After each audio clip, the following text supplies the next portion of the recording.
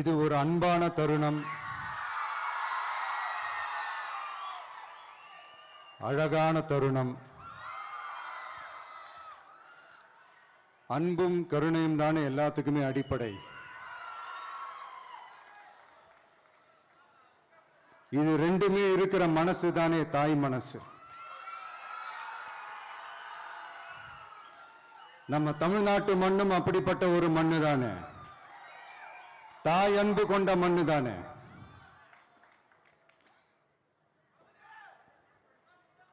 ஒரு தாய்க்கு எல்லா பிள்ளைகளும் ஒண்ணு தானே. அதனால பொங்கல், தீபாவளி, ரம்ஜான், கிறிஸ்மஸ்னு இந்த மாதிரி எல்லா பண்டிகைகளும் எல்லாரும் சந்தோஷமா ஷேர் பண்ணிக்க கூடிய ஒரு ஊரு தானே நம்ம ஊரு. இங்க வாழ்க்கை முறையும் வழிபாட்டு முறையும் வேறு வேறுனாலும் நாம் எல்லாருமே சகோதரர்கள் தானே. அதனாலதான் நம்ம அரசியலுக்கு வந்ததுக்கு அப்புறம் கடவுள் நம்பிக்கை உண்டுன்னு அறிவிச்சது ஏன் தெரியுமா? உண்மையான நம்பிக்கை தான் நல்லிணக்கத்தை விதைக்கும், மற்றவங்களோட நம்பிக்கையை மதிக்க சொல்லித் தரும்.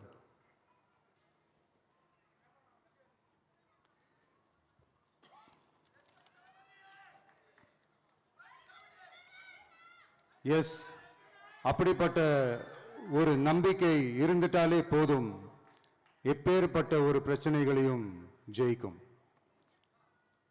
அது மட்டும் இல்ல, அப்படிப்பட்ட அந்த நம்பிக்கையோட ஸ்ட்ரென்த்தை பத்தி சொல்றதுக்கு பைபிள்ல நிறைய கதைகள் இருக்கு. அதை படிக்காதவங்க படிச்சு பாருங்க. அதுல குறிப்பா உன்னை பத்தி சொல்லணும்னா, ஒரு இளைஞனுக்கு எதிரா தன்னோட சொந்த சகோதரர்களே பொறாமைப்பட்டு அவனை பாழும் கிணத்தில் தள்ளிவிட்டு அதுக்கப்புறம் அவர் எப்படி மீண்டு வந்து அந்த நாட்டுக்கே அரசனாகி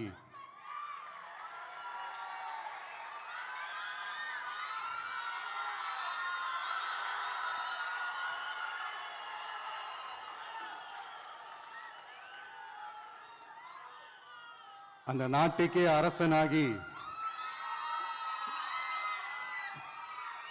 தனக்கு துரோகம் செஞ்ச தன்னுடைய சகோதரர்கள் மட்டுமல்ல, அந்த நாட்டையே எப்படி காப்பாத்தினாருன்னு சொல்லி இந்த மாதிரி நிறைய இன்ட்ரெஸ்டிங்கான கதைகள்லாம் பைபிள்ல இருக்கு. படிக்காதவங்க படிச்சு பாருங்க. அந்த குறிப்பிட்ட கதை யாரை பத்தின கதைன்னு நான் சொல்லி தெரிய வேண்டிய அவசியம் இல்லைன்னு நினைக்கிறேன். அது உங்க எல்லாருக்குமே நல்லா தெரியும். ஸோ இப்படிப்பட்ட கதைகள்லாம் நமக்கு எதை உணர்த்துது அப்படின்னா, கடவுளுடைய அருளும்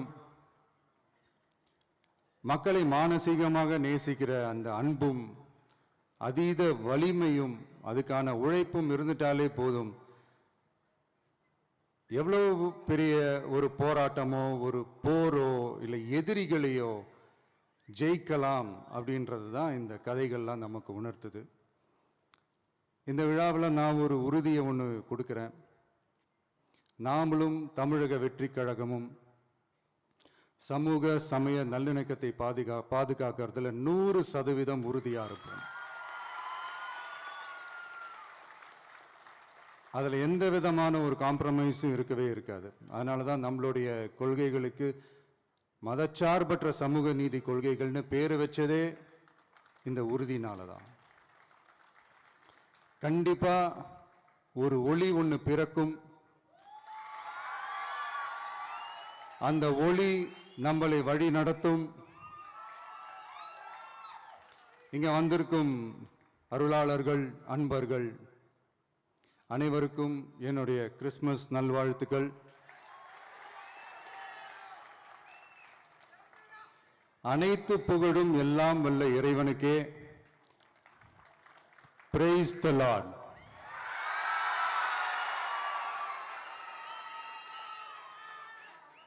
கான்ஃபிடண்டா இருங்க, நல்லதே நடக்கும், வெற்றி நிச்சயம். என் நெஞ்சில் குடியிருக்கும்